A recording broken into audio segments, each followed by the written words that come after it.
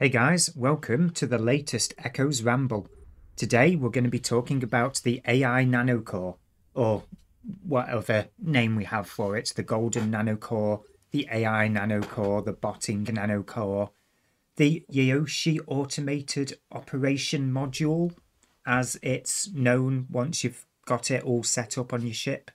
That's the basically AI on-off button. So I'm not going to be providing a walkthrough or a overall review of it. These are my first impressions of the Nanocore as a whole. The good, the bad, what I like, what I don't like. So let's get started, shall we? So I finally got round to getting a golden Nanocore only a few weeks ago for my Bolgorn. It seems a bit interesting, the idea that you can essentially dismantle your older unused nanocores that you might have acquired through an event or something and never found a use for. So being able to dismantle those and buff your favourite, most used nanocore makes perfect sense, especially the levelling up system kind of creates a new ceiling, as it were, to grind towards, which helps keep these games alive. If we don't have anything new to achieve, we start to lose the will to log in and do things. You know, things start to level out a bit. You get a little bit bored to look for other games to play. Natties don't want that. You probably don't want that if you're listening to this video. Anyway, I quite enjoy that aspect. Also, you can upgrade your nanocores to golden completely for free, just by collecting all of the materials that you need from the Concord Pass shop. Again, you can fast forward to that process either by buying Aurum or paying for the upgraded Concord Pass so that you get more of those points every week. Entirely up to you. Personally, I don't think it's worth paying to upgrade each and every one of your nanocores with Aurum. But what am I to say? So, moving on. We've discussed the first aspect of it, being able to upgrade your nanocore and give it these extra attributes, which I quite enjoy the idea of.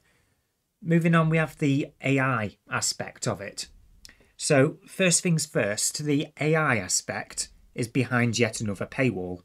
The paywall is, if I recall, going by memory, 200 of those cool pyramid triangle items that you had to use to make your nanocore golden in the first place, or 500 Aurum.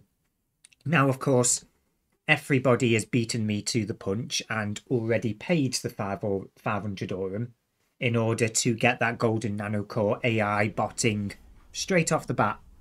Fair enough, I'm not going to argue against that. So I've finally got the AI nanocore myself. What are my thoughts about the actual AI aspect of it? So, first things first, the settings for the AI Nanocore, they're half decent. They're a bit lackluster. There could be a lot more settings in there. So you've got cosmic anomalies or mission encounters, where you get to tell it which one that you prefer your ship to do. So that's basically your toggle for, am I in high sec or null sec? Personally, with me being a silent player, that means I'm kind of relegated to high sec at the moment. So moving on, the next setting is jumps. So if you're on a high sec island, of course, you'll set that to 0. If you're in a high sec island group, or whatever you want to call it, where you've got two systems forming the island, you can set that to 1, which is the case for me. You'll probably see a little bit of jumping around in the video in the background. So you've got those two settings. You also have the distance that your ship will warp to when warping in on the anomalies or encounters. Pardon me if I sound like I'm losing my voice, just give me a moment. So, yes, of course, the Apocalypse Strikers that many of you were probably flying when Latin do have the ability to warp at 100. You can set that setting quite usefully. What the main criticism is for the AI Nanocore, however, is, of course, how it activates everything. So, first things first, special modes or your implant, it will never touch. So if you're flying a ball gun like me with the pulse crystal implant, it will never activate that implant. You have to be present and aware to activate that yourself and deactivate it if your capacitor seems to be getting a bit low. Of course, as I said, as an example, the Apocalypse Striker. Siege mode is not going to turn on or off. It's going to be stuck at whatever you set it at. So if you want to be using siege mode during the AI's run, I'm afraid you're going to have to turn it on and off manually, which defeats the point of the AI. Of course, we don't want the AI to be too efficient, and I kind of agree with it not being able to use implants or the special modes, because we still need a reason for there to be a human element. Otherwise, if the AI is just outright better in every single way, why would you ever play the game? So yeah, I can understand why NetEase haven't given the AI those abilities.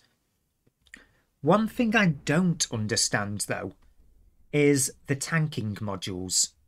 You might notice it in the background with the video that I'm playing at the moment of me just using my AI Nanocore bot thingy. It likes to just turn off your tank.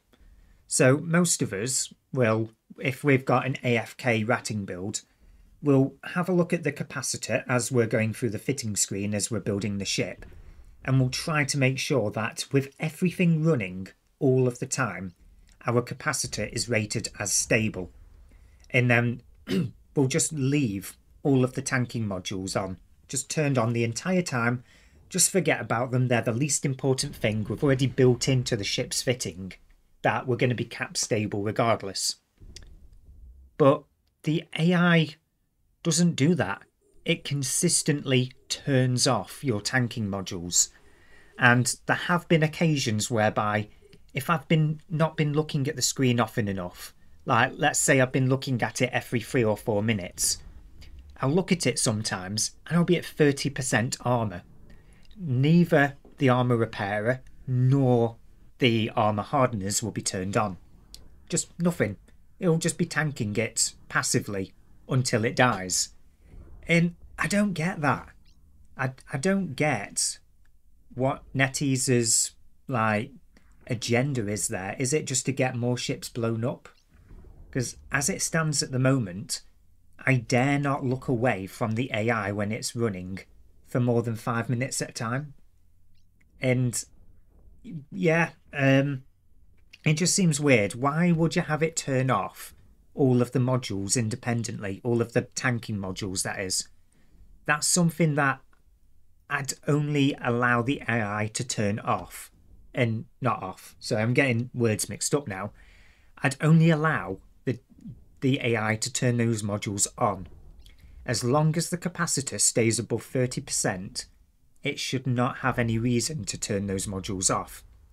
So that's my main criticism about the AI bot when it comes to the low slot modules. I know it could be a lot more efficient with handling the encounters and accepting them in batches and so on, and refreshing every 30 minutes, but again, that goes into the area of humans are more efficient and we need a reason for humans to play the game. It's the tanking modules that have my attention when it comes to criticism of the AI module, as well as the ability, of course, to just buy it outright with Aurum. But that's, a personal gripe. I can't really put that up in a video and say this is what makes it awful, because some people just need to get straight into the game, don't have quite as much time to grind. I fully accept that. But yeah, apart from that, I don't have too many complaints about the AI Nanocore.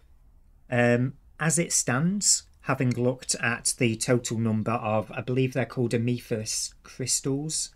Amethyst crystals. I don't know how to pronounce that first word, so I apologise. I seem to have acquired enough of those passively This is through login rewards, Concord Pass, various other in-game rewards, you know, those sort of things. I've not actively gone out my way to purchase any of these yet. I currently have 140 of those, which equates to 140 hours of active or inactive, whatever word we want to use, for the AI to be active on board the ship ratting for me. And 140 hours, if I manage to find a decent internet connection for 4 hours a day, because my internet connection at work is just completely dog crap, and yeah, just having my phone connected to the internet all day at work in my pocket is just a complete no-go. I could probably get about 15 minutes if I was lucky. So based on an average of, say, 4 hours a day during the morning and evening when I'm not at work, this would last me about 31 days, if I recall, from the quick calculation I did earlier today. So, yeah, for those of us who are a bit more casual in our login time, as it were, I think we're getting that fuel for free, as it were, for the AI Nanocore.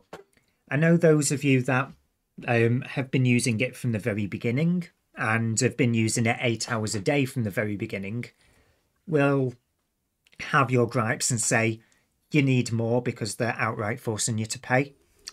We do have the Concord Pass. You can get them in the Concord Pass. We do not have to pay for these things. So that's another positive. We don't have to pay for them. They're in the Concord Pass. All we're giving up really is the option to buy some untradeable nanocores that we might want to put on our ships. So no complaints there. One thing that they could do with adding, though, is remember the little AI guy or little AI bubble? Kind of reminds you of Gladys from the Portal series, just because of how the eye moves around a bit. You know what I'm on about, the little gold circular AI bot on the left-hand side of the screen. I'm curious as to why they haven't integrated the AI Nanocore into that little menu area. Because as it stands at the moment, in order to find out how much time you've got left on the AI Nanocore's fuel, or to change the AI settings, you have to go Menu, Fittings Screen, click on your Nanocore, press the burger menu at the top left, I believe as it's called by many, and head back one screen to the Nanocore selection area, and from there at the bottom left you can see how much fuel you've got.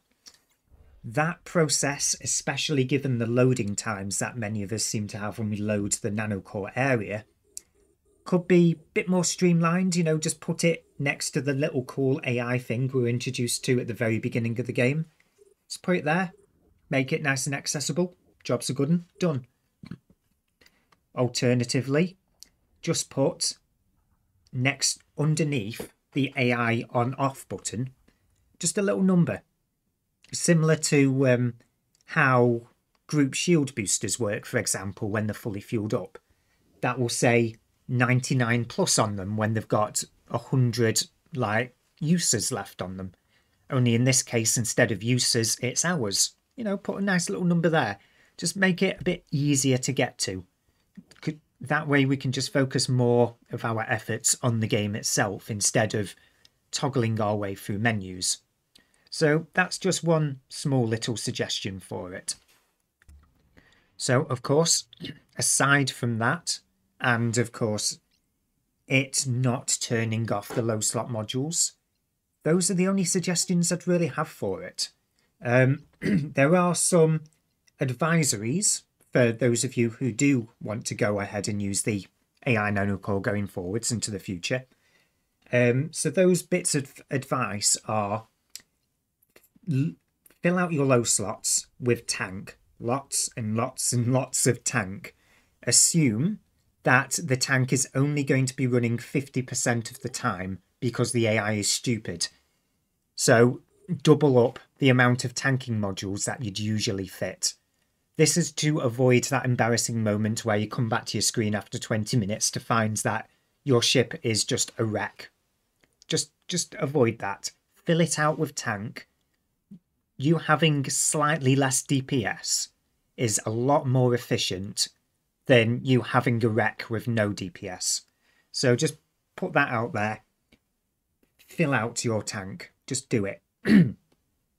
The next suggestion, if you're running an implant that requires you to activate it, keep a loose eye on your ship and make sure you do activate it when it's appropriate.